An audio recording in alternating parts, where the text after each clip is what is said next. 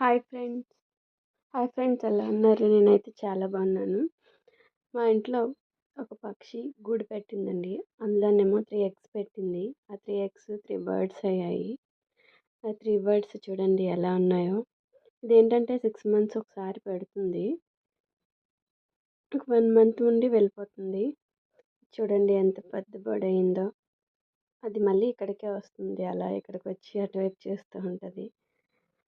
అది ఆ పిల్లలు చూడండి ఆ 3 బర్డ్స్ ఎలా ఉంటాయో. చిన్న గూడులో